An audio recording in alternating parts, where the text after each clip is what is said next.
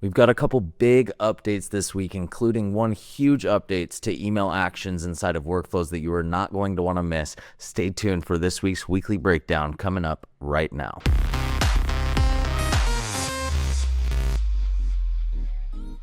All right, guys, jumping right in. Let's start with the big one. Let's start with the one that I'm most excited about. I just cannot contain myself. I had to jump right into this one.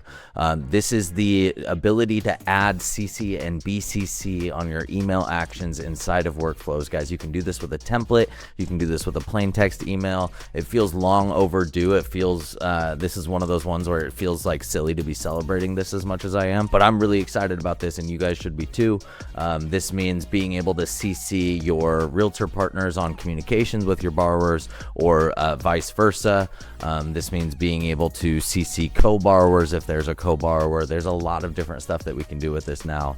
This is really great. This is going to simplify a lot of people's workflows and make things possible that some people just didn't even bother with. So really excited about this one. You do not have to enable anything in Labs for this. Just jump into a workflow, head to the action, create an email action, and you should see these CC and BCC buttons right here. You click those, it'll highlight, and it'll open up the bar where you can put either a custom value coming in, right? If you trigger with an opportunity, you can pull in one of your opportunity custom values there, or you can hard code this, or whatever you're going to do with this. So check this out. Let us know if you have any questions. All right, next up, another big update that's kind of under the radar at this point, and I would say it's gonna stay under the radar for a little bit, or maybe not stay under the radar, but it's not something people should be rushing to with excitement.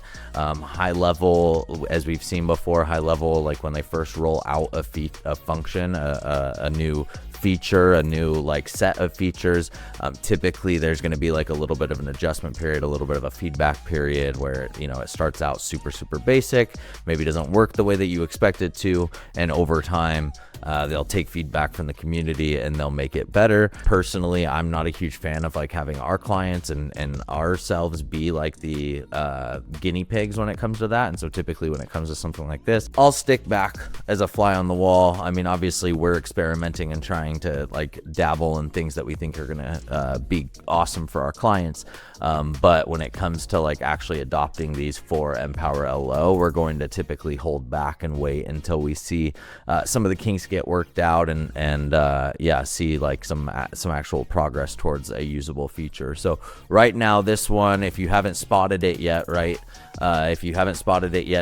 this engagement score. So if you go into opportunities, this is something that lives on the opportunity level. They called it a contact engagement score, which was a little bit confusing, but on here, in fact, let me see, and if we go to manage fields, no, they just call it an engagement score. So again, in the announcement, they called it a contact engagement score. That was a little bit confusing, but the fact that it's just an engagement score and it's only associated with opportunities means I would look at it more as like an opportunity engagement score, but it's probably going to be driven by contact action. So I don't know. Anyways, right now all of ours show 0. I think they said opportunities created after March 19th should start to accumulate an engagement score. Everybody else is going to show 0. So this isn't going to be if you have an opportunity full or a pipeline full of opportunities right now, you probably don't want to add this to your pipeline unless you're like me and you just want to kind of keep an eye on the new opportunities coming in and see how those engagement scores stack up. So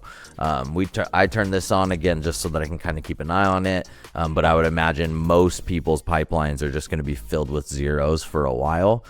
So we'll report back on how this actually works and any improvements that they put into this feature. All right, the next update does have to be enabled in Labs. So remember, if you have an agency and you don't have beta features turned on, then you're not going to have access to Labs. Also, if you are under somebody else's agency and they don't have beta features turned on, then you're not going to have access to Labs. But if you do have access to Labs inside of your sub account settings, you should be able to see, you should scroll down, and one of the last 5 menu items here should be something that has a new badge on it that says Labs If you go into here, typically the weekly breakdowns, I would say about half of the updates that I share are going to need to be enabled in labs first.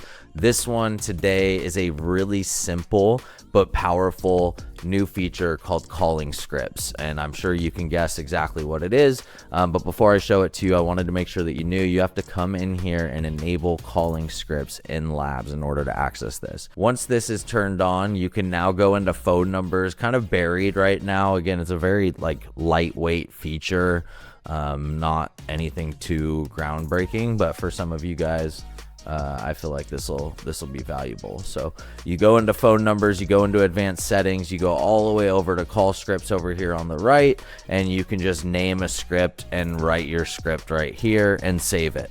Really simple. For those of you guys running a team, specifically teams with people that are doing outbound calls from the system, then this can be something super valuable to you, specifically like getting people up and running, training new LOs, new dialers, whatever it is.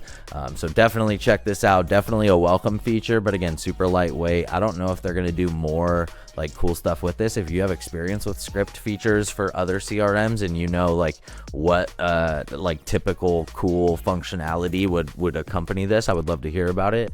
But otherwise, enable this in labs and you've got a really simple but powerful call script feature for making outbound calls. All right, speaking of calling, some not so exciting and fun things to talk about, and it's been kind of peppering my update feed over the last few weeks, which means I'm going to be talking about it with you. I know our clients are feeling the heartburn of it, or our new clients are feeling the heartburn from this increased like A2P crackdown that's kind of going on right now.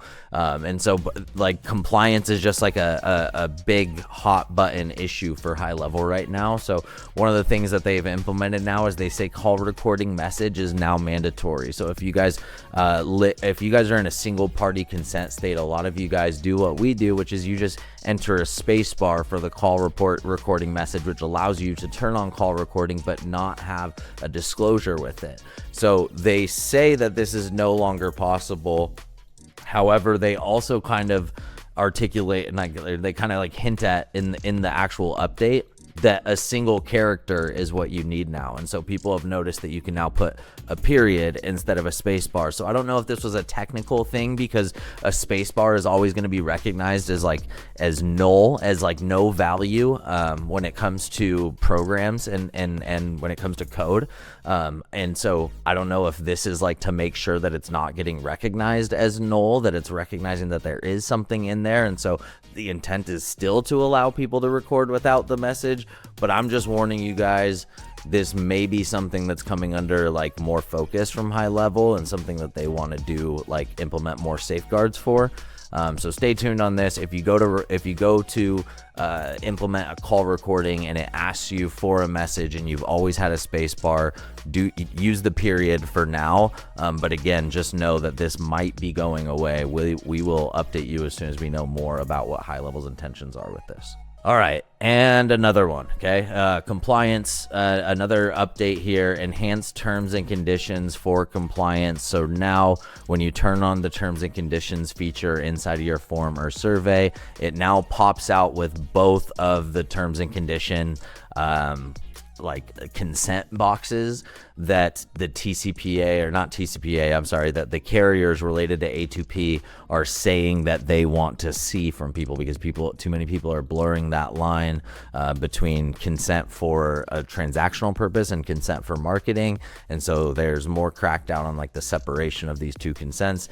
I don't know, like, I know that we're playing ball to make sure that our clients can get approved for A2P, but I don't know exactly what the impact of this specific extra checkbox is right now. And so I will keep you guys updated as I know more. But again, I just want to make sure that everybody, that this is not something that people are like, oh man, Cerberus is you know, not doing well with A2P submissions, or Rad or Empower or whatever. Like right now there's a crackdown across the industry and specifically within HighLevel HighLevel, a lot of stuff going on, a lot of people complaining about not being able to get approved, a lot of people complaining about shifting requirements. And so we've been here before, we're going to navigate through it, but I just want to make sure that it is on everybody's radar that A2P submissions are taking longer and that the requirements for these are kind of changing. So if something seemed like it was really easy 2 months ago, but it's not today, it is likely not the company that you're working with, and it is just the environment right now. So yeah, that is the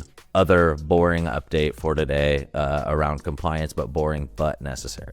All right, guys, that is it for this week's weekly breakdown. Again, we had a couple really exciting updates. That CCC and BCC to email actions inside the workflow builder is really powerful. We're really excited about that. Guys, thank you so much for watching this week's weekly breakdown. Stay tuned for next week's, but until then, we'll see you at the top.